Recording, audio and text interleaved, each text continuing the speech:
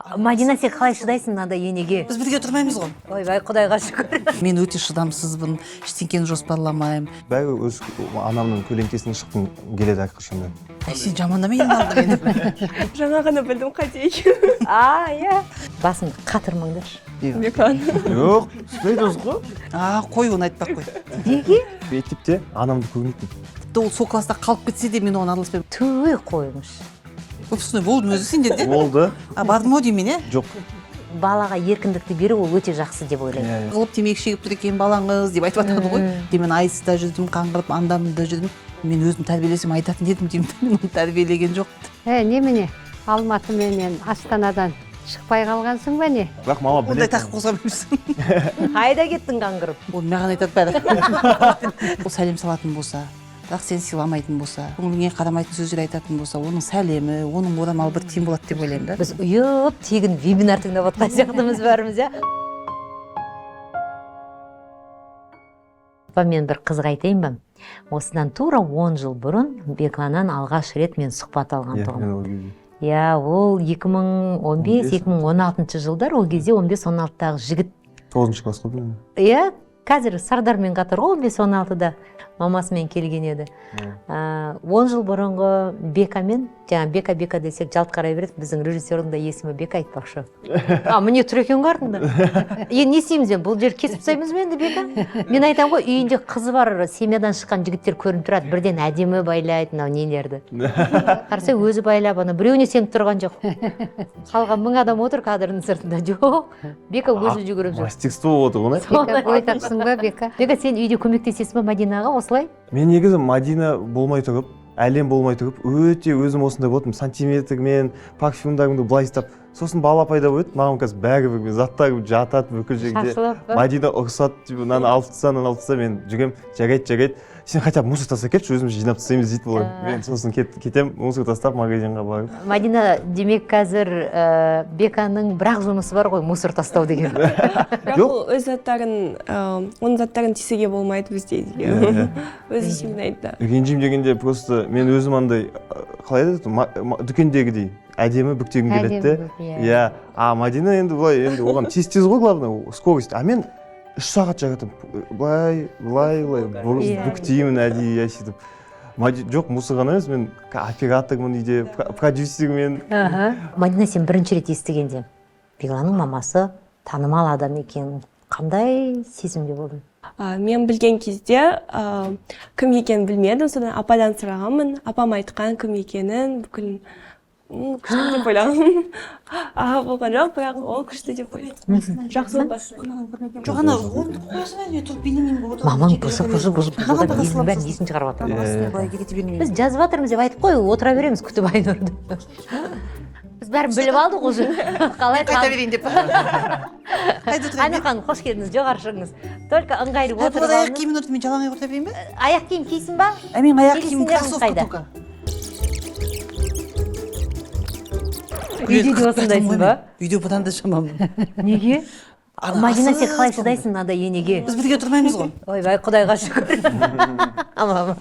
Очень повезло деп ойлаймын. Шын ба? Жоқ, шын жыбырлақсың ба үйде де осындай? Шыдамсыз. Шын айтып отыр ғой, 5 минуттың ішінде Айнұр шайды құйыңдар кәні. Ал Айнұр, мына әдемі Эмпайрдың ыдысы, ыстық шай, сүтпен ба, сүтсіз бе? Сүтсіз. Сүтсіз, қара шай. Мен Қара шайдың жасасын. Мен бұл кісіні көріп отырмын. Кеше ғана алдың күні ғана көрдім, сіз қонақ жайсыз. Кіммен Еркемен Райым үйінде қонақ күтіп отыр. Сіз жекте шақырған кесеңіз. Жаным, апа менің бәрін біліп отыр. Мен соны көрдім да, сөйтіп кеше ғана сіз қарап қалсам, осы жерде бір ақынның үйінде қонақта отырсыз. Жаңа сұрап отырмын ғой, Мадина, бірінші рет сенің жігітіңнің мамасы танымал екенін естігенде қандай сезімде болды? Мен бұлай білмедім дейді да. Менің апам бірақ білді дейді. Тура солай, келінді бірінші рет көргенде Айнұр, өзіңде қандай сезім болды? Мен де Мадина туралы мен көп білетінмін алдында да. Иә, дос болған, иә, ұзақ. Мадина Беглан айтып жүрді. Жалпы Бегланның да Айдананың да жеке өмірінде жігіті, қызы сөйлескен адамдарына мен вообще бүйтіп зерттеп, кірісіп бүйтіп келгем. Бізде о жағынан әркімнің, бізде өзі семьямызда сондай ешкім өміріне араласпайды, әркім өзінше шешім қабылдай алады. Маған елдер айтады ғой, келінмен қарым, маған келінмен емес, Бегланмен кішкене қиындау тіл табысу. Өйткені Беглан перфекционист, мен ұлым да қызым да перфекционист та кішкене, сондай жаңағы тәртіпке. жақсы А мен көреді, өте шыдамсызбын, айтып отыр, иә. ештеңкені жоспарламаймын. Түсте Шымкентте отырсам, кешкі астанада отыра саламын деген сияқты. Сосын күні түні үйден үзілмейтін қонақтар. Вот сондай неге үйренгем. Ұлым да қызым да менен мүлде ұқсамайды о жағынан келгенде. Сол үшін мен бірінші Бегланың Мадинамен танысқан кезде ойладым, Беглан Мадинаға қиын болмай ма екен деп ойладым. Мен Мадинаны көрмей жатып жақсы көргем негізінде. Мен Құдайдан сұрап алдым да, әке шешесі жақсы болса екен бірінші деп. Келінім деген жоқпын, жақсы құда-құдағи болса ғой деп сөйтіп армандағам. И тура мен армандағандай Мадинаның ата-анасы мынандай өте таза адамдар да сондай. Екі баланың жеке өміріне аса қатты араласпаймын. Мүлде. Яғни ол бастан сондай бір келісім болды ма? Жоқ, келісім болған. Өзің білесің, қызым өзің білесің деген әлде? Мен өзім, мен Мадинаға айтам. Мен мысалы үшін түнде келген кезде мен келе жатыр деп сен үйді жинап, есің шығып, мамаға бүйту керекпін дейтін болсаң, значит сенде свобода болмай қалады, еркіндік болмай қалады. Енді мүмкін маған көп адам келіспейтін шығар, бірақ мен ойлаймын, әркім өз отбасын өзі біледі ғой, қалай жүйесі. Сондықтан да мен өзім, мысалы үшін Бегландардың үйіне баратын болсам, мен көшеден тамағымды ішіп келемін, мысалы да. Неге сен шай бермейсің, шай қайда, су ондай нәрсе бізде жоқ. Мен айтамын, ұйқың келе ма, ұйықтап ал. Сағат 12-де ұйықтауға болмайды, келін бәленде тұру керек дейтін заң жоқ оның барлығы. Адам өз қалауынша өмір сүру керек. Өздерінің жұмыстары бар, өздерінің бизнестары бар. Сондықтан өзінің баласы бар онсызда мен сізде. Оның мазасыз күйеуі бар мен сізде деймін. Беглан, сондай мазасызсың ба? Жоқ, енді ол айта береді. Ол жақ кішкене сол. Жаңа мамаңның сөзін растай аласың ғой, яғни балам сенің таңдауың, ол сенің таңдауың, мен араласпаймын. Тура солай қызын айтқан. Қызым, сенің жеке өмірің, ол сенің таңдауың. Ол, конечно, оның екі жағы бар. Бір жағы осы күшті, бізде әрқашан свобода, еркіндік бар өз әркімде, шешімде, сенім болады бізге. Бірақ екінші жағы ол анау мектепте анамды көрмейтін. Мен жиналысқа өзім барып сен жамандамайсың. Беглан 3 алыпты да, 3 қойыпты. Сосын маған завуч звондайды, мектепке кетесіз ба деп, соны барсам директордың алдында отыр, сіздің балаңыз 3 алды дейді да. Сосын мен не үшін шақырып тұрсыздар деп, соны айтыңдаршы, балаңыз 3 алды деп. Оның телефонмен айтып салатын нәрсе, оны мен не үшін шақырып тұрсыздар? Мен айтам, 3-ке оқи ма, 3-ін қойып беріңіз. Мен айтқан жоқпын ғой, 5-ке оқу керек, 5-ке шығарында деген әңгіме болған жоқ бізде. 3 оқи ма, 3-ін қойып бер. 2 ала ма, 2-сін қойып бер. Ол мен де 2-де алдым, 3-те алдым, бірақ енді әр баға сайын әке шешесін шақыру деген не сұмдық сонда енді. Мен вообще араластырмын деп айтқам, директорға да айттым, мұғалімге де айттым. Қандай проблема болады, ол өзі шеше алады. Сабақ бүгін 3 ала ма, ертең 4 ала ма, тіпті ол сол класста қалып кетсе де мен оған араласпаймын, ол былай болады да, сонда 2 болса 2 алады, не болып тұр, адам емес пе, неге ол 5-ке оқу керек тек қана. Сол екінші жағы сол выпускнойдан пегіз оны оқитын өзіміз ата-анасы тұрады ғой. Выпускнойға да барған жоқсың? Барған жоқпын. Выпускной болдым өзі сендер де? Болды. Бардым ау деймін, е? Жоқ. Бардым ау деген. Мына жерде мен кішкене Үмітпен қалдық. Отбасы құндылығы туралы передача бағдарламаның қазір рейтингі түсіп Жоқ, менің ойымша, енді мен бармадым деймін, барамын дегенмен балаға еркіндікті беру ол өте жақсы деп ойлаймын. Яғни бала сенімді өседі. Бұл мынандай ғой, өміріне өзі жауапты екенін мүмкін мынандай да шығар, мүмкін ол. Мысалы, көп ата-аналар осы жаңағы баланың барлық өміріне араласып жатады ғой. Бізде Беглан тарапынан, мысалы, ешқашан біреумен төбелесіп, бір кеш қалып, бірдеңе бүлдіріп деген нәрсе болмаған. Бегланның тәртібі үшін көрші қолаңнан өмірімде мен ешкімнен бір ондай не естіп. Кішкентай кезде болды, балабақшада өте активный, гиперактивный болды. Біреудің мұрнын қанат қойды, мынандай деп еститінбіз. А мектеп кезінде ондай мүлде болған емес, ана бір тығылып темекі шегіп тұр екен балаңыз деп айтып жатады ғой. Ондай мүлде болған жоқ. Бар деген жерге барады, ол сабақтан ешқашан қалмайды, кешікпейді. Сондықтан мен мүлде Беглан туралы, тіпті Алматыда оқып жатқан кездері ол қайда оқып жатыр, қайда тұрады, мен басымда отқан емеспін, өйткені бізде Бегланға деген толық сенім болды. Тіпті ол қазір Беглан 5 уақыт намаз оқиды, мен оған Беглан өзі тұрып намаз оқу керексің деп айтқан емеспін. Өзі оқиды, өзі ұйықтайды, өзі оқиды, қай жаққа барғысы келеді, бәрі. Мен айтам, мен қайта айтам, қазір жассыңдар деймін да, бүкіл әлем есігін ашып тұр. Америкаға барып тұрып көріңдер, жарты жыл Англияға барып тұрып көріңдер, бүкіл әлемді көріңдер, сондай заман ғой сендердікі деймін да, осы мүмкіндікті пайдаланып, солай жүріңдер деп айтамын да. Мадина, айта қойшы, енең қандай адам? Мен өмірімдегі бүкіл адамдардан ең мейірімді, ең жомарт адам. Мама бізге үлкен қамқор жасайды, әрқашанда біздің комфортымызды ойлайды, әрқашанда бізге үлкен подарктар жасайды. Әр қыздың арманы деп ойлаймын. Мама расында да бізге әрқашан өзінің кеңестерін береді, бірақ ол біз сұраған кезде жақсы кеңестер береді. Маманы үлгі тұтамын, расында да мама сияқты болғым келеді болашақта. Мама дейсің, иә? әрине мама. Бірден басынан келісіп алдыңдар ма солай мама деп айта? Әлде Беглан? Оларда более естественно шықты ол. Маған ыңғай басында. Беглан айтты, Мадина сіз мама деп айту керек па деп. Мен айтамын, енді ыңғайлы, енді айтқысы келмесе айтпай ақ қойсын деймін де, өзі қарайды ғой десем. Сонда мен де Мадина мамасы мама деп айтамын ба деп. Не, маған кішкене ыңғайсыз маған. Мен айтамын. Бірақ басында өте ыңғайсыз болған мен. Енді танысып жатқан кезде мама папа деп сразу. Бір сатып жергендей бір түрлі сезім ба? Жоқ, ондай сезім емес енді. Просто өмір бақи бір анама ғана мама деп жүргенсің ғой. Қайын жұртың қалай қабылдады сені? Жақсы, күйеу бала ретінде. Жалпы жақсы, ешқашанда не көрмегем, маған жамандық айтқанын, мен туралы әрқашан қолдайтын. Біздің Төрге отырғыза ма? Біздің Мадинаның мамасы Беглан, менің Бегланым деп айтады. Менің Бегланым деп айтады. Кім Балғынбек айтыста енді әзілшін араласып кобра киіне болатын шығар деді. Енді солтүстік жақ қой, енді ояқтың жаңағы келін алғандағы жаңағы әдет ғұрыптары басқаша болып қалай жасадыңыз сол әдет ғұрып құдағиларменен? Солтүстік жақ пен оңтүстік жақтың құдандасуы деген бұл шындығында да біздің оңтүстікке өте актуалды дүние ғой. Өйткені оңтүстікте не киім әкелді, қандай дүниемен келді, қалың мал қанша өтті деп бірінші орынға қойып жатыр. Біз Мадинамен ата-анасымен келісіп құдағи боламыз деген кезде Көкшетау жақта жалпы қалың мал деген мүлде жоқ екен. Иә, рас. Содан кейін басқа салт дәстүр, бірақ мен айттым, мама папасына айттым, сіздерде қалың мал жоқ па, бар ма, сіз өз еліңіздің дәстүрімен жасай беріңіз, біз өз елімізбен жасай берейік. Біз оңтүстікте қалың мал да беріледі деп солай келістік. Ана сүті, әке ақысы, тоғызы, оңтүстікте қалай болады, сол түгелін біз өзіміз жасаймыз дедік, сіз солтүстік жақпен жасай беріңіз дедік. Ұят болып қалады, анам ештеңкені ойламаңыз дедім. Өзім көп көрдім да, өзімнің айналамда мысалы артынан дым келмеді деген әңгімелерді естіп, сосын жаңағыдай дүние алып жатқан сияқты келін емес, адам алып жатырмыз ғой бұл жерде. Ең басты байлық адам ғой, бұл біздің ұрпағымызды жалғастыратын, осы отбасымыздың берекесі болатын адамды алған кезде оның құны мынша, оған мынанша әкелу деген мен ойымша кішкене дұрыс емес дүние деп ойлаймын да. Енді қалыңсыз қыз болса да кәдесіз қыз болмайды дейді ғой, сондықтан өзіміздің жолын жалғын жасадық. Ал екеуінің үйленген тойы болған кезде де мен айттым, құдағи дедім, Беглан өзінің үйі бар, оған дүние мүлік, шкаф, сервант әкелудің керегі жоқ дедім да.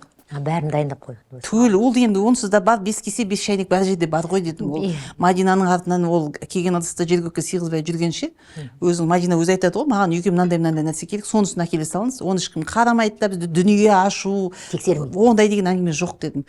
Өзіңізге қалай қолайлы, қанша не әкелесіз, соны әкеліп кіргізіп бересіз, болды, басқа ештеңеге басымызды ауыртпайық дедім. Мынандай дүние деген нәрсе мүлдем миыңыздан шығарып тастаңыз.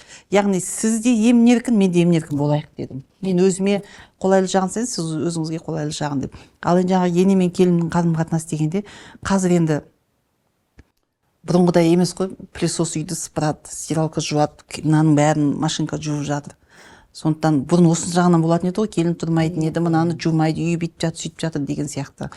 Мен жаңа айттым ғой, біз бірге тұрамыз, мысалы үшін кеше Мадиналар 2 апта Стамбулда болды деген сияқты. Арасында мен мына жаққа келіп жүрем, былай үнемі күнде байланыстамыз деп айтсақ болады.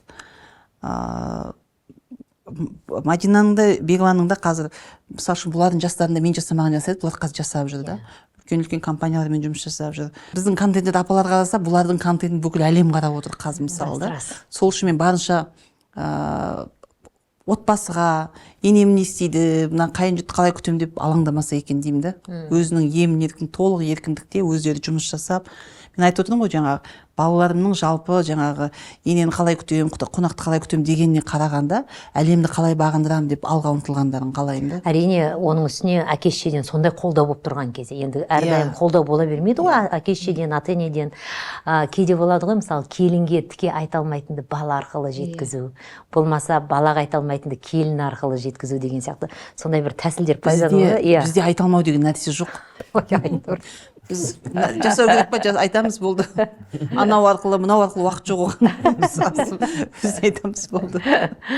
Жақсы, ұлға онда еркіндікті бердің. Өзің таңдайсың, өзің. Қызға ше. Менде сол жаңағы ұлыммен де, қызыммен де жаңағыдай бір қиындықтар болған жоқ. мынаны қайтем деп ойбай деп ана бала шағасын уайымдап жүреді ғой көп кісілер.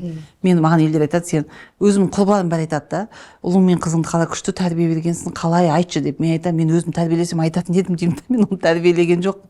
Аллахтың өзі солай, өзі Құдайдың бір несі мейірімі түсті деймін да маған. Әйтпесе мен айсызда жүрдім, қаңғырып андамында жүрдім, оның мектебіне барып сабақ оқытып, енді осы жерде бүкіл жұрттың алдында бала шағам күшті тәрбиелеп едім, жемісін жеп отырдым деп өтірік айта алмаймын. Тәрбие беріп қалып қалған жоқпын, тәрбие болатындай тірлік те жасаған жоқпын айтқанда, бірақ Құдайдың бір мейірімі түсті. Ұлым да қызым да өз жолдарымен өз жұмыстарын жасап, былайша айтқан кезде мені жерге қаратқан жоқ енді. Қызға да таңдауға, қызға да қатысты егер. Енді менің қызым енді менен ақылды ол. Оған бір таңдау айтып кететіндей емес. Айнұр қойшы енді. Қазіргі жастар ұрыспайсың ба қызыңа мүлдем? Ұрысамын. Мынау не жүріс деген сияқты. Енді мен оны жай айтып жатырмын, бірақ бағыттау, болмаса бір мынауың дұрыс емес, мынауың ұят. Мынандай да Айдана подростковый возрастта мысалы мынандай проблеманы біз былай шешкен едік деген сияқты. Қыз бен ата-ананың арасында. Айданада мысалы үшін мен мынандай жасаймын дейді, сосын енді айқайлайсың, ұрысасың, жасайды ғой өзің айтқан, бірақ оны почему-то дұрыс шығады да, көбінесе. Көбіне дұрыс шығады. Одан Айдана енді психология жағынан да өте білімді, көп жағынан көзі ашық, бірнеше тіл біледі дегендей. Айданада сондай. Енді мен өзімнің жаңағы ескі құсқы пікірімді балаларға тықпалағым келмейді шын айтсам. Жүрек түкпірінде бір арман бар шығар, қызым осындай жерге тұрмысқа шықса екен. Жоқ, ол мен енді бар ғой, баламнан қалайтынымды, қызымнан қалайтынымды тек Құдайдан сұраймын. Мысалы мен жаңағы балама Аллах тағала бір жақсы әйел бұйырса, жақсы құда-құдағи маған бұйыртсаң деген сияқты. Мен мысалы үшін Айданамен келісім болмай қалса, мен Айданаға айтам. Енді ол да өзінің келісімімен айтады да, біз көбінесе текетіресіп қаламыз да, мен Аллахым деймін, қызымның жүрегіне мейірім қой, біз тату қыл отбасымыз, Құдайдан сұраймын көбінесе. Ал кімді таңдайсың, ол орыс бола ма, қазақ бола ма? Жоқ, ондай нәрсе жоқ, мұсылман болу керек деген ондай шарттар бар, иә. Оны өзі де біледі, мұсылман болу керек, одан кейін жаңағы арақтан аулақ болу керек деген, ол жай ғана ділі мұсылмандық кімде бар, тілде бар да ділде жоқ дейді ғой. Сондықтан тілі ғана мұсылман емес, ділі де мұсылман сондай бір таза болса, соның отбасыда сондай бір тазалықта жаңағы Аллаға деген енді махаббаты таза сондай адам болса, мен ойлаймын, ол енді адамға да қиянат жасамайды ғой деп ойлаймын да өзім. Мадина, қайынапаңмен қарым-қатынасың? Айданамен қарым-қатынасым жақсы. Біз құрбы ретінде уже әрқашанда бізге келеді, сырласамыз. Ол менімен көбірек сөйлеседі Бекланға қарағанда.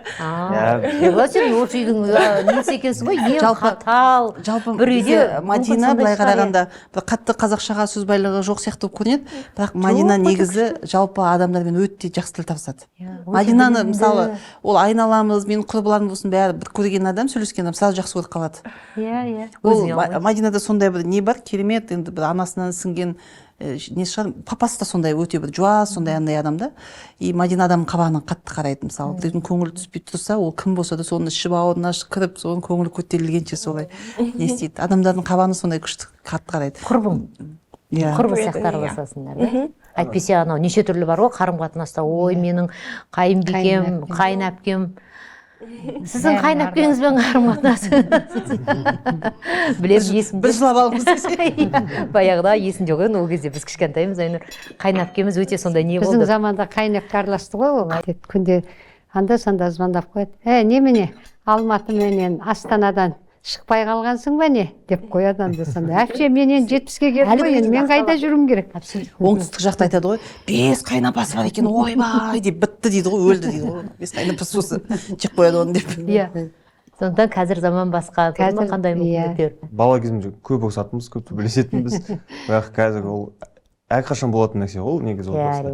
Бірақ қазір бәрі жақсы, әрқашанда үйге келеді, екеуі Мадина екеуі әрқашан түні бойы сырласады. Мен бір шулап қалсам, әлемді оятасың деп ұрысады да, бірақ Айдана екеуі түнгі 3-ке дейін шулап, күліп сырласады да. Мен айтам, бұндай кезде әлем оянбай ма десем. Жоқ, ол нормально дейді, ол естественно дейді. И сөйтіп екеуі түнгі 3-ке дейін шай ішіп, сырласып отырады. Мен отырам, сол қастарында жұмыс жасап, айтам, тыныш жақ, пожалуйста деп сұрап отырам енді өзім. Бірақ өзіне қызық болады, тыңдайды бізді. Арасына тыңдап қоясың оны жаңалықтарды.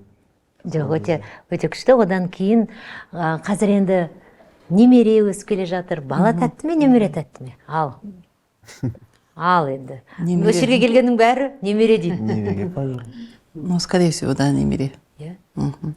Әлем дүниеге келгеннен кейін біздің отбасымыздың бір-біріне жақындасуы, махаббат көбейді да отбасында. Бір бірімізге деген отбасымыздың андай арамыздағы Мадинамен болсын, Бегланмен болсын, Айданамен болсын, бәріміздің бір бірімізге деген бәріміз әлемді көргенде бәрі ұмытылады ғой. Сондықтан бәрімізді мына бала деген балалы үй базар деп бекер айтпаған ғой. Мына үйде жүрген бала деген қуаныш береке ғой. Үйде бала жүрген кезде ұрыса да алмайсың, сен бір-біріңе ақылды айта алмайсың. Сол баланың артында жүрген кезде өмірдің қандай тәтті екенін сезінесің да. Егер Беглан Мадинаға сыйлық алғысы келіп, бірақ анасына да ерекше сый жасағысы келсе, қайсысын бірінші таңдайды, яғни Беглан сұрап. Ең бірінші анам сөйтіп тәрбиелеген, әйеліме берсін деп. Анам әрқашан сөйтіп тәрбиелеген маған. Мен мамаға бір еле алғым келсе, бір нәрсе, әр нәрсе, кішкентай нәрсе болсыншы, алғым келсе, мама әрқашан айтады, Мадинаға алдың ба? Мадинаға одан күштісін бер деп айтады. Әрқашан сөйтіп кеткен. Сол үшін мен қазір ең бірінші сол сыйлық бір нәрсе болса, Мадинаға сыйлайын. Ары қарай сосын екеуміз қосылып, ақылдасып, Стамбулға өз сыйлығымызды жібереміз мамаға. Жақсы. Айнұр, егер келініңіз сізбен бір тақырыпта келіспей қалса, оны қалай реттейсіз? Келін бір тақырыпта келіспей қалса. Бір мәмлеге келе алмаса. Мен келсем ғой. Үндемей қойсын. Мен келсем. Келінмен бір бизнесті бастау керек болса, қандай кәсіп ашар едіңіз? Біз қазір міне үлкен компания ашып жатырмыз қазір. Мен Мадинаға айтам, сол жердің бүкіл бухгалтериясын барлығын зерттеп, сол жерге кір түбінде сендер соны істейсіңдер деп айтам да. Косметиканың түрі болады? Косметиканың түрі болады. Еще мен оның амбассадор болады. Күшті. Өзіңе ұнай ма? Иә, әрине ұнайды. Әйтпесе сондай мықты университеттерде оқыған, сол білімді багажды оны пайдаланып керек. Аудиторский компанияда да істеген біліп, естіп таңғалып отырмын жаңа. Енді кімнің сөзі? Бірнеше сөз тіркесін оқиын қазір. Кімнің лексиконда осы сөздер жиі пайдаланылады? Жақсы ма? Құдай қаласа бәрі болады. Мама. Маман. Тамақ жедің бе? Мама. Да, мама. Енді бұны қалай істейміз? Мен шығармын. Интернетте отырма, шынайы өмірде де бар ғой. Мама. Түй қойыңыз. Беглан. Жоқ, түспейді ғой. Қазір алып келемін. Қазір. Мен жұмсайды ғой. Қазір мен алайда жұмсайды ғой. Басымды қатырмаңдаршы. Жоқ, өйтіп айтпаймыз біз. Мама. Саған айтады шығармын. Иә, маған айтады ғой. Қайда кеттің қаңғырып? Ол маған айтады бәрі. Мам қайда кеттің? Әлемге келеді, сосын қайда. Елдердің балалары қаңғырып жүрсе маған Беглан, осы студент кезінде Бегланға үй алып бердім ғой. Соны бір құрбым айтады, сен жындысың ба, студент балаға үй алып беріп, ертең ол жерде ол вечер жасайды, ушу болады, көршілер жалып істейді, сен білесің ба? Мен айтам, мен ушу жасап жалып маған түсуі мүмкін деп Бегланға ондай нәрсе жоқ деп. Сындыр, қират. Жоқ, ондай нәрсе жоқ. Жоқ, олай қойған. Мүлдем айтылмай ма? Тек ойын ретінде де. Жоқ, әшейін бізге мән бермейміз, ондай сын болатса, бір нәрсе сын болатса мән бермейміз. Обал болды ғой. Мама. Ол мен айтады шығармын. Иә, бір нәрсе жоғалып жатса. Құдай сақтасын, Құдай бетін әрі қылсын. Бүкіл мама. Жалпы жазып салсаңыз болады ма? Бүкіл. Тыныш отыр. Мен айтатын ән тоже. Кімге? Бегланға айтады. Маған, ана кезде Айдана мен Мадина сырласып жатыр ғой кухняда. Сол кезде сообщениемен жазып жіберіп, группаға общий. Тыныш бола ма деп. Өлтіретін болдыңдар. Жоқ, ондай нәрсе жоқ. Жоқ. Ішім пісіп кетті. Мен білмеймін. Бізде ішіп пысатын уақыт жоқ. Ұрсасыз ғой. Айтасың ба, ондай? Жоқ. Шайым суып кетті. Сатын шайлар суымайды деп па? Әсіресе қызыл шай десе, Тамара сияқты. Бала қарау керек. Жоқ, енді оны. Мамадан сұраймын бала қарау. Бұл күнде өтіп кетті. Жоқ, оны қолданбаймыз. Енді не істейміз? Ондай да жоқ. Жоқ, болады ғой Стамбулға келген кезде енді біз сұраймыз. Не істейсіз деп. Енді қайда барамыз, қалай істейік деп. Не қайда қыдырамыз деп. Айдан айтады ол кезде. Жақсы. Менімен келісесіз бе? Келесі ойын. Отбасында басты шешімді ер адам қабылдау керек. Иә. Келсеміз. Сен өзің отбасың туралы. Менің отбасымда да, бұлардың отбасында да жалпы. Иә, сондай, орын жоқ. Келін мен ене үнемі бірге жүру керек. келіспейміз. Баланы қатаң тәртіппен тәрбиелеу керек. Келіспейміз. Үйленгеннен кейін достарымен көп араласу азаю керек. Көп Енді араласпау. ол жағынан араласпаймын мен. Жоқ, адаспаймыз, келіспейміз сол. Қазіргі жастар келіндік міндеттерден қашады. Келіспеймін. Келін ененің топырағынан болу керек. Келіспеймін. Келін базарға бару керек. Келіспейміз. Бала анасын үнемі тыңдау керек. Келіспеймін. Келісемін. Баласы бар, Мен оны тыңдайтын ештеңе айтпаймын өйткені. Ене немерені бағуға міндетті емес. Ойбай айтып, міндетті емес пе? Міндетті емес. Келсіз. Келісемін. Міндетті емес. Еркек отбасын асырау керек. Келісемін. Келісеміз. Әйел бастан, бала жастан. Келіспеймін. Жарайды. Мен айтамын, адам санасына берсін деймін. Оны жасынан тәрбиеле, басынан тәрбиеле, санасында болмаса ол бесполезно деген сияқты. Келін аз ұйықтау керек. Келіспеймін. Келін күнде таңертең енесіне сәлем салу керек. Келіспеймін. Енді өзі біледі оны. Келін үнемі орамалда жүру керек. Келіспейміз. Өз қалауы деп ойлаймын. Мадина, сен басында айттың, орамал тағуым керек пе деп сұрап. Сұрағанмын, бірақ Мама да мен мама айтқам, да өзің келесің. иә. Өзімді өте еркін сезінемін. Қазіргі кезде мысалы орамал таққан қыздардың көп анандай негативті видеолар тарап жатыр ғой. Жалпы адамға деген құрметі, иманы ол орамалына, сақалына байланысты емес деп ойлаймын. Мысалы жаңағы келін сәлем салу керек деген, ол сәлем салатын болса, бірақ сен сыйламайтын болса, мысалы да сені елдің алдында сөзіңді бөліп, көңіліңе қарамайтын сөздер айтатын болса, оның сәлемі, оның орамалы бір тиын болады деп ойлаймын да. Сондықтан бұндай жерде менің өзім үшін маңыздысы оның жүрегінің тазалығы, ниетінің шынайылығы, оның жаңағы сенің көңіліңнен шықсам деп алып жүгіріп тұрғаны деп ойлаймын. Ал енді ол менің орамалмен жүргенімді көріп, күйеуің намаз оқығанын көрген әйел өзі біз қаншалықты Мадина үшін құнды бола аламыз. Сол кезде ол да алысқа ұзамай намазға да бәріне де өз махаббатымен келеді деп ойлаймын да. Оны мәжбүрлеп емес, біз үлгі болып шақыруымыз керек шығар деп ойлаймын да. Ретімен өзі келеді, дұрыс. Жақсы. Жаңа мен бір сұрайын деп отырғаным, Айнұрдың бәрібір мінезі бар, аты бар. Кейде балалар айтқызбауға тырысады. Керісінше, мысалы, Али Оқаповтың қанша сұхбатынан көрем, ол мен Розаның баласы екен деп айтпаса екен, мен өзім бір жетістікке жеткім келеді.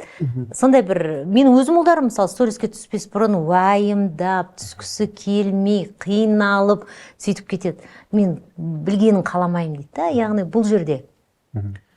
Жалпы бізде Айданада, Бегланда ешқашан, мысалы үшін, университетте болсын, оқу тапсыра алмай қалған басқа да жағдайларда болсын, ешқашанда мысалы менің атымды салып сіз айтасыз ба деп менің атыммен мәселе шешкен кез болған емес бізде. Менде мысалы үшін 4 миллион 100 мың оқырман болса, Беглан сенде 160 мыңдай, иә? 160 мың оқырман мысалы да, олар контент түсіреді, мысалы оқырманның көптігі не істемейді ғой.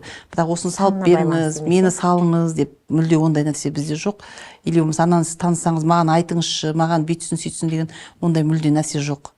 Яғни біздің отбасымызда мен Айнұр Тұрсынбаева, бұл танымал адам, біз пайдаланып қалайық, ондай түсінік мүлде жоқ.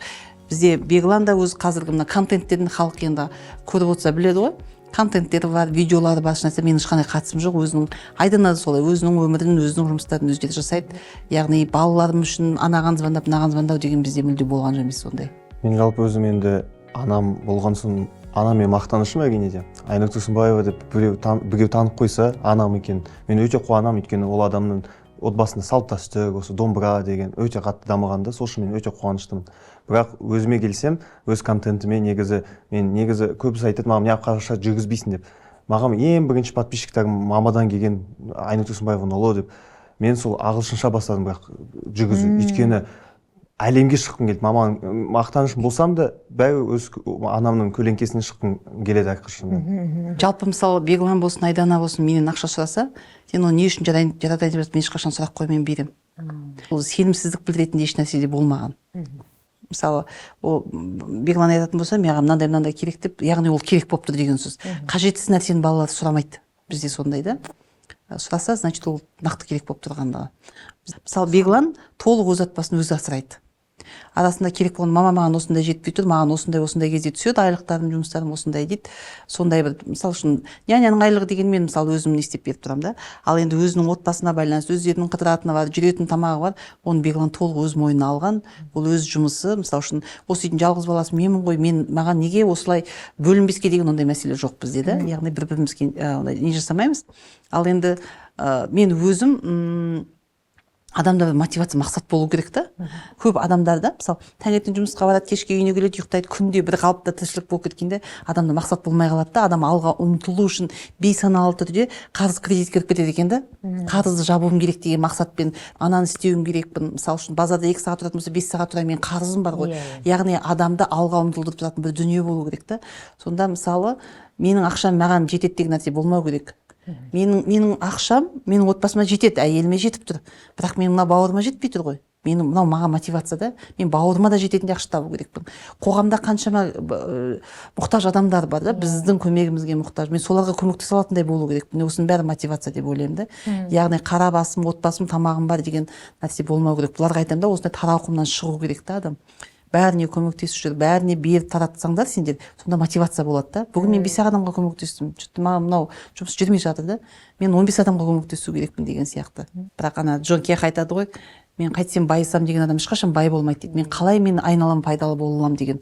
Менің өзім мотивациям осы, соны балаларға да осыны айтамын да. Қалай мен айналама пайдалы боламын деген кезде ғана сендер өсесіңдер деймін да. Әйтпесе шешем тапқан жетеді деп жата беруге болады ғой. Біз ұйып тегін вебинар тыңдап отқан сияқтымыз бәріміз, иә. Айнұр тікелей эфирде отырған сияқты. Бізде домбыра бар, Айнұр. Жаңа келіннің енесі туралы не ойлайтынын естідік. Енді өзіңнен бір мүмкін өлең жолдарымен келініңе бір арнау арнасаң. Мен енді қазір арнау айтып, Мадинаға деп, бұл кішкене жасандылы да болып кететін шығар. Ақылды айтқым келмейді ештеңе. Бірақ мына біздің Тынышбай Рахым ағамыздың алқалы жұртым армысың дейтін термесі бар. Соның ішінде бір келінге насихат дейтін бір жері бар. Сол жалпы бізді тыңдап отырған келіндер болса, ене болса, қазақ айтады, жақсы жерге келген келін, жаман жерге келген келін келсап дейді. Бірақ та бұл жақсы жерге де байланысты емес, өзі әйел мен ене мен келіннің үндестігі деген бұл үндестігіне байланысты деп ойлаймын. Өзі мен өзім ойлаймын, өзі адам Құдайдан не сұраса соны береді өзі жақсы. Сондықтан келін келмей жатыпшы, оны әкесі бұндай екен ғой, оны шешесі сөйтеді екен ғой, ана жақта жүрген мына деп оған бәле іздемеу керек деп ойлаймын да. Бәле іздесең табасың да ондай нәрседен. Біз кімді Мадинаның қыз ұзатуына бардық, сол кезде қыз ұзатылып келе жатады ғой енді келін. Соны келін ұзатылып кеткенде Мадина еңіреп жылап келеді. Мен қосылып жылап тұрмын да. Сөйтсем шыққасын Беглан айтады, мә бәрің жылағаның көп. Бекер алып жатырмын ба деп ойлап қалдым. Елдің бәрін неғып жылап кетті деп ойлап қалдым дейді. Сол кезде ана жылап келе жатқан кезде мен ойладым да. Қандай, сол кезде мен қатты білмеймін неге екен, қанша қыз ұзатуда болып жүрдім да. Сол жаңағы Мадинаның жылап келе жатқанды қатты мен жаныма батты да, неге екенін білмеймін. Сосын ойладым, Бегланға айттым да. Беглан бұл ең соңғы жылаған осы болу керек дедім да, біз оны жылатпауымыз керек, бұл бізге аманат берілген. Өзім де ойладым да. Енді қолымнан келгенше Мадина өз үйінде қалай еркін жүрді, одан да күшті еркін жүретін дейді. Өз үйінде бәрі мамасы бүйт сөйт деп отырсады ғой деймін да, бізде ешкім ұспау керек деп өзім сөйтіп ойлаймын. Бірақ біз анау 90-шы жылдардың енді біздің жастық шағымыз сол кезге сәйкес келді. Шын айту керек, мен енді мамаммен көп мысалдарды келтіремін ғой. Мысалы бізге дұрыс тамақтану мәдениетін үйреткен жоқ. Ол үйреткісі келмегендіктен емес, жағдай сондай болды. Дым жоқ болды. Таңертең бермешел, түсте бермешел, кешке картошка. Енді ашығы. Нанға кезекке тұратын сүтті ке. Ол ең дұрыс тамағы капуста еді ғой, тек басқа. Ештеңе жоқ еді. Қазір мысалы енді мамаларың сондай мүмкіндік жасап отыр. Әрине, тіке мен Мадинаға қазір өсиет айтқаным бір өтірік болып қалар, бірақ басқа өлең жолдары арқылы деп. Мадина, көрдің бе сенің анаң қандай тактиканы, мұндай тәсілді пайдаланып отыр. Дегенмен астарында келінім сен тыңда деген. Ол ас десең.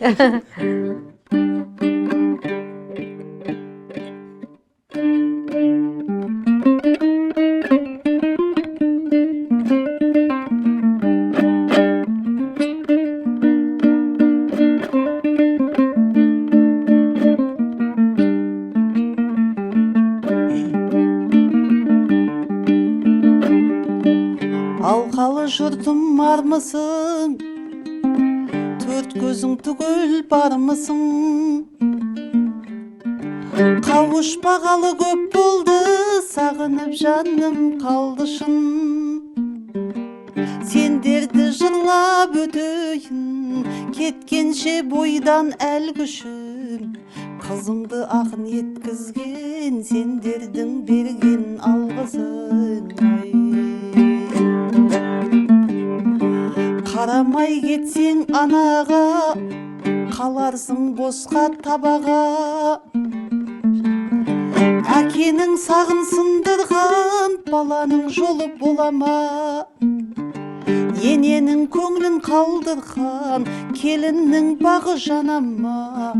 Келінді кейін сорлатар, өзінен туған баладау.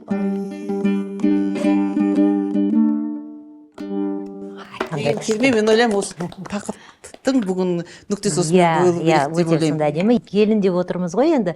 Дегенмен мүмкін тым жеке сұрақ болар. Айнұр, өзің қандай келінсің? Өзім қандай келінмін дегенде мен келін қызметімді атқарып жүрмін, осындай деп айтуға келмейді. Біз енді Стамбулда тұрамыз. Бірақ менің өзімнің жолдасымның анасымен қарым-қатынасым Аллаға шүкір өте жақсы.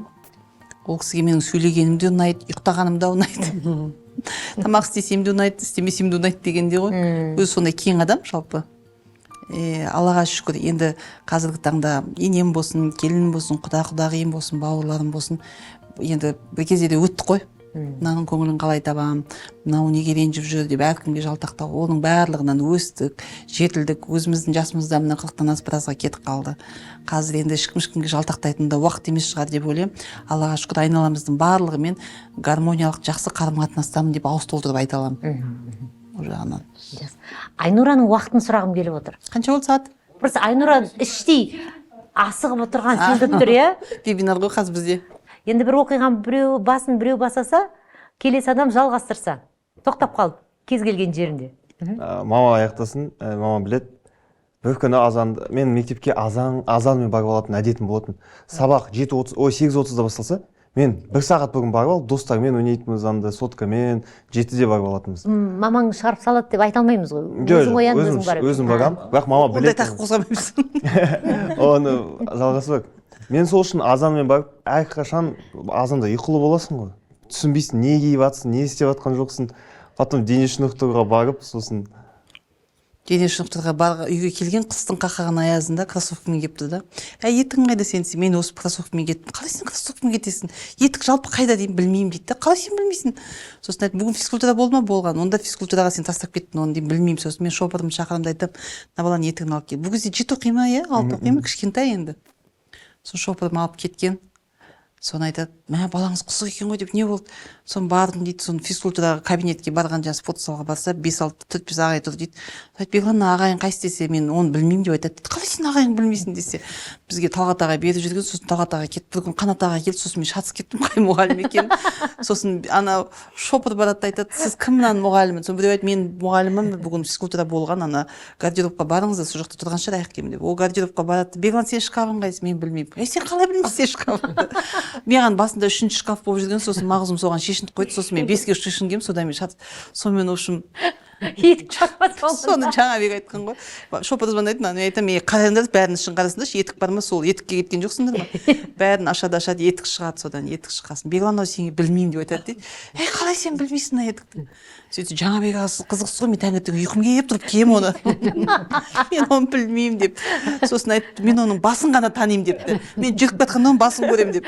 Жаңа бек ки депті да, басын танып тұрсың ба десе, танып тұрып, сенікі ма десе, мамадан сұраңызшы, самогон бар ма екен деп айтады.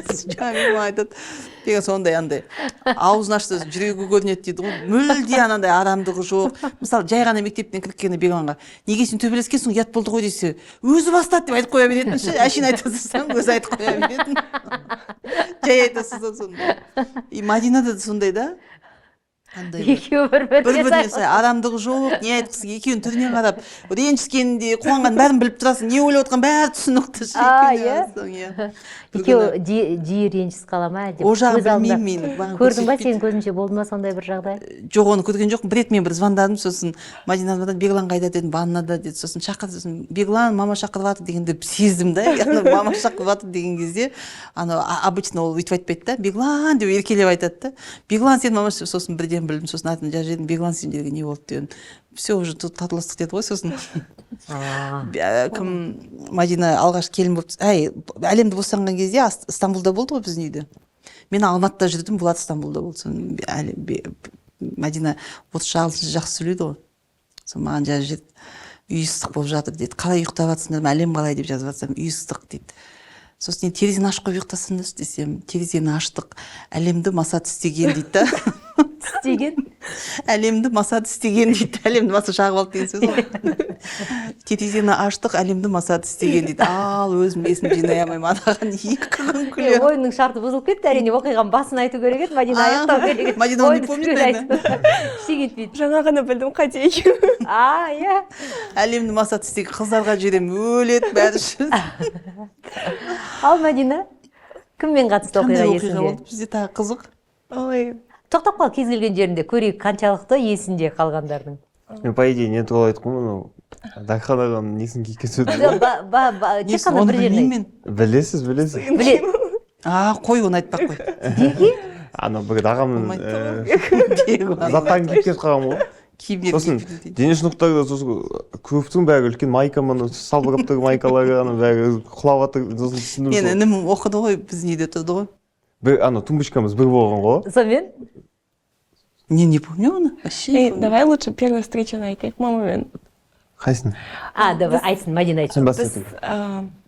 Бекламен бір 7 күн ғана ма араластық, пара ретінде. Бұрын тек дос болғанбыз. Мамасын кездеспедім. Сонда аэропортқа барып тұрмыз.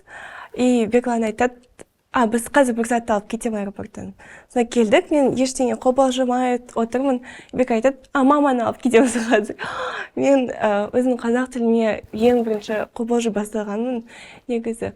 Сол кезде Бекамен отырмыз. Тұра еді, сол кезде Бека. Сол кезде мен қазақша өлең тыңдап, сен қазақша үйреніп кетесің деп. Сол сәтте ма 5 минутта қазақша? Иә. Сосын қазақша өлең тыңдап қойғанбыз, Бекас Жүгінісовтың айдалайын деген өлең. Бұл қыз дайындалып, қазір мама келеді деп. Сол мама келді. Құдайға шүкір, күшті танысқан екеуі. Енді Айнұрдың қазір үлкен компания ашып жатқаны, және де сол жұмыстармен қауырт қолы тимей жүргенін ескеретін болсақ, оның үстіне қазір бірер минуттан кейін вебинары бар екен. Біз рұқсат бере аламыз, жастарды алып қалсақ. Завод соққанбыз осы жерден. Біздің Мойынқұмда емдік тамыр өсетін. Кішкентай кезімізде білетінбіз, сол тамырды жинап Қытайлар алып кете беретін. Соны кішкентайымыздан естиміз да, ол неге Қытайлар алып кетеді деп ойлайтын едік. Не тамыр? Не тамыр? Ол сұңғыланың тамыры, сұңғыла дейтін шөп бар. Ол сұңғыланың тамыры деген, мынандай ғой, мысалы қасқыр ауру малдың етін жесе ауырмайды. Неге ауырмайды? Өйткені ауыру малдың етін жейді, жаңа сұңғыланың тамырын шайнап өзін емдейді. Сондықтан қасқыр жем деп айтылады да.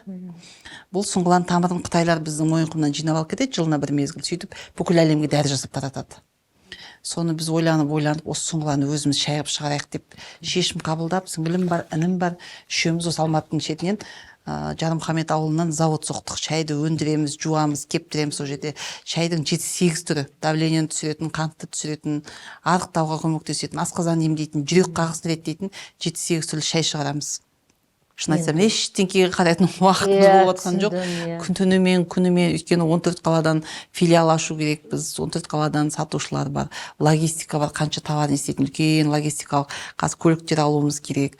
Қандай проблемалар қазір? Байқауымша айтыскер, ақын дегеннен гөрі көбірек кәсіпкер Айнұр. Завод ашу ол жай бір ғана сөз емес, ол өте үлкен қаржы талап етеді. Ол деген қаншама адамды жұмыспен қамту, ол мемлекеттік бюджетке қаншама салық төлену деген сияқты. Яғни плюстар өте көп қой. Бізде үйде баламен отырып қалдым дейтін әйелдер өте көп. Яғни баламен отырып қалдым дегенді бір байқұс болып, бір подвалда жатып қалған сияқты сезінеді да, өздерін бір бақытсыз сезініп қалған. Негізі баламен отыру деген ең бір өмірдің керемет шағы ғой. Мен баламен отырмын, Аллаға шүкір. Яғни мен баламен отырып қалдым деп, мен бір фашистермен отырып қалдым деген сияқты қылып айтып жатады да, өз-өзін тастап жібереді. Мен дамымай қалдым деп. Енді әйел өзі дамыса баланы қосып дамытады ғой. Сондықтан жалпы желілік бизнестің ең кереметі бұл отбасылық бағдарлама ғой. Енді отбасылық көбінесе мен ойлаймын, тыңдармандарыңыз көбінесе әйелдер қауым болу керек. Үйде отырған, мен бай болайын десем, әкемнен қалған малым жоқ, тамыр танысым жоқ, түкім жоқ деген адамдарға бұл мүмкіндік. маркетингтің өзін солай жасадық. Біздің астымызға байымаса бізге түк келмейді. Системаны солай қойып қойдық. Мысалы, бәрі кірген сайын біз байи береді. Ана учредительміз ғой, біз құрылтайшысымыз да 3 адам. Інім, сіңілім, үшеуміз. Құрылтайшылар анау сатылған сайын байып кете береді деген нәрсе система. Бізде жүйе солай құрылған. Біздің табыстың басым бөлігі сатушыларға кетеді. Бізде сондай жасалған. Келін ене тақырыбына біз ақырындап мынау бауырлардың тақырыбына қарай ауысуымызға болады.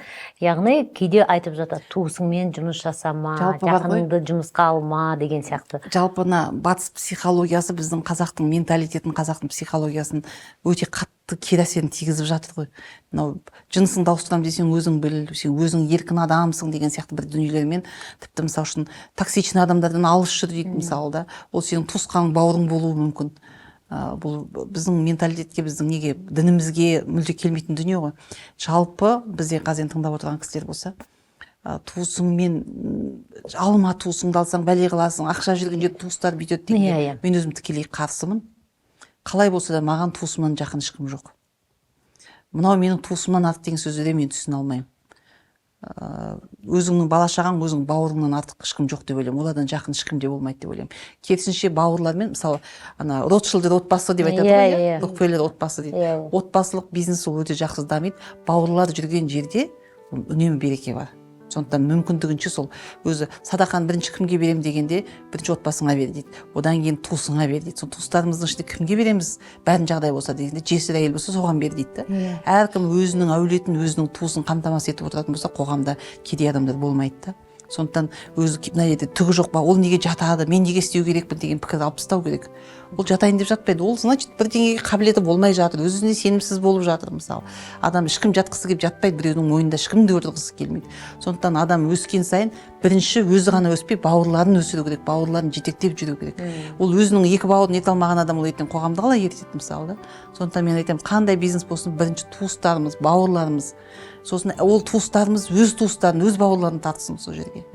Солай өсуіміз керек деп ойлаймын.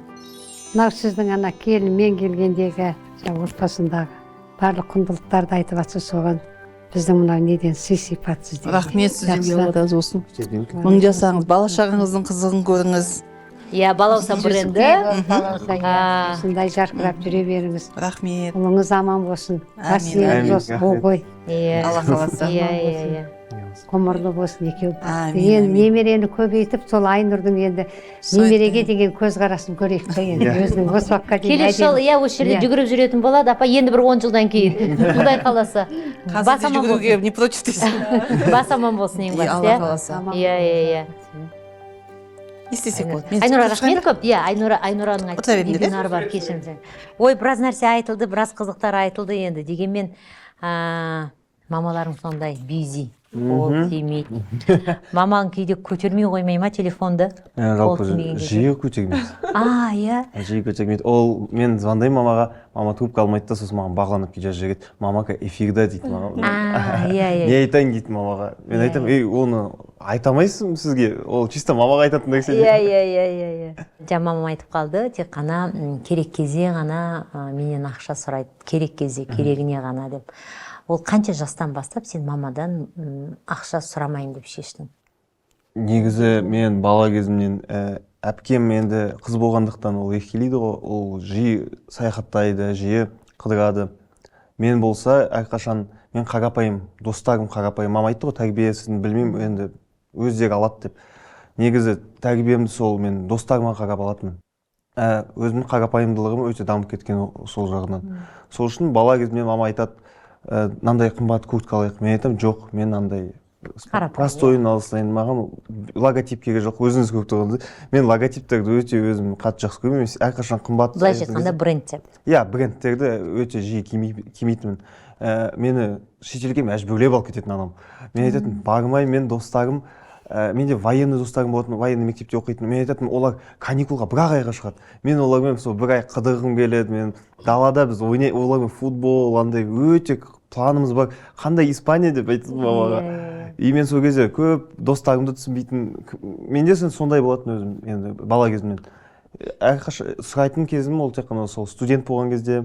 Мен грантта болғандықтан стипендия болмайтын. Қаскеленде андай енді іс-шара жоқ. Қаскелен ол жерде жұмыс істейтін. Қаскеленде оқыдың ба? Я мен Сәлима Дебегел. Изуда, иә. Ол Қаскелеңде ғой, сол Апам Қаскелеңде тұрады.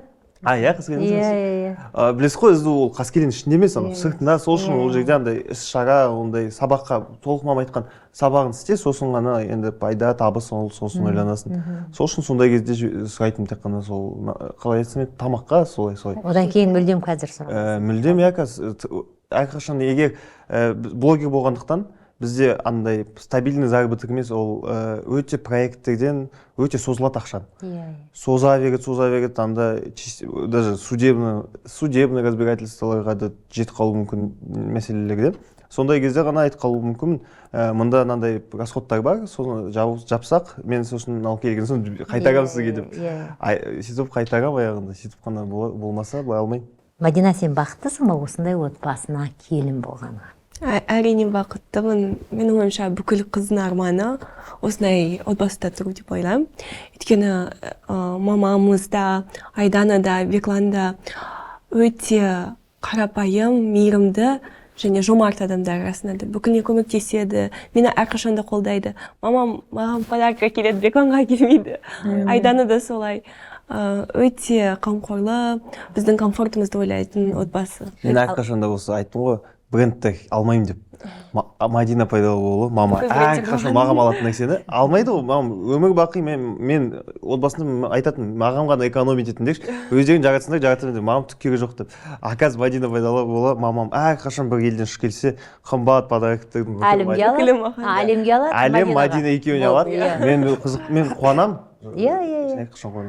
Бақытты отбасының құпиясы. Сөйлесу, иә. қарама-қатынас. Бір-бірін әрқашан қанша қырылмасам да сабыр. Исламда всегда айтады ғой, сабырлық пен тыныштап екеуін ойланып сөйлесу. Ең главное соны қалай? Посол дейді ғой. Сондай қабілет болу керек деп ойлаймын әр адамда. Өзара ешқандай құпия жоқ па? Жоқ. Бүкіл бір-бірінен? Бірімізден жоқ деп ойлаймын. Бірінші оған бүкілін айтамын, ол маған бүкілін айтады. Мен шын айтайын, мен шынын айтсақ, мен құпия ұстай алмаймын. Ұстай алмайды. Мен оған бұл құпия айтпай ешкімге десем, ол бүкілін айтады. Жоқ, бірақ басқа достарым айтып отырса, әрине Мадинаға қызық емес те, мен әрине уже түк айтпаймын. Бірақ Мадина біліп қойса, мен білетін бір нәрсе сұрайды, мен сразу былай болды деп айта саламын енді. Біз қазір құпия сұрағалы отырған жоқпыз. Тіл жеткізбегенді қалам жеткізеді дейді, енді бір-бірлеріңе хат жазсаңдар. Мен жаңа Айнұрдан да сұрағым келді, бірақ Айнұрдың енді уақыт өте тығыз болғаннан кейін жастармен ары қарай сұхбатымызды жалғастырып отырмыз. Жас отбасымен құпияларын біліп отырмыз. Отбасылық бір принциптерді естіп отырмыз, сондай күшті.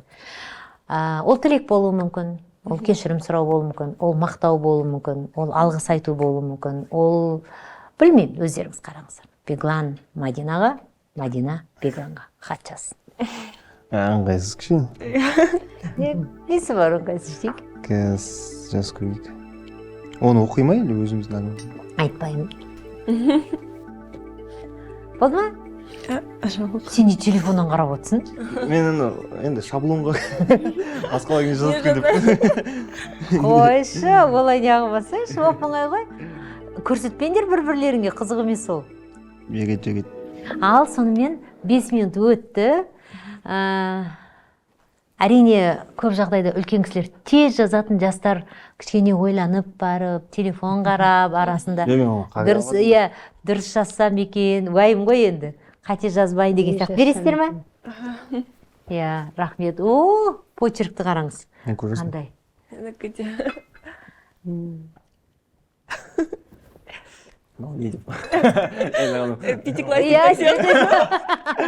Әдемі. Апа, енді өздеріңнің рұқсаттарыңмен оқысам, бола ма? Болады, жақсы. Бірінші Беканың Мадинаға жазғанын оқиын. Мадинаға хат дейді. Мадинаға хатым. Әр қиыншылықта мен сенің жаныңда боламын. Біз бәрін бірге өтеміз. Әлемді нағыз батыр, хафиз деңгейге жететін мұсылман жігіт қылып өсіреміз. Мен сені жақсы көремін дейді.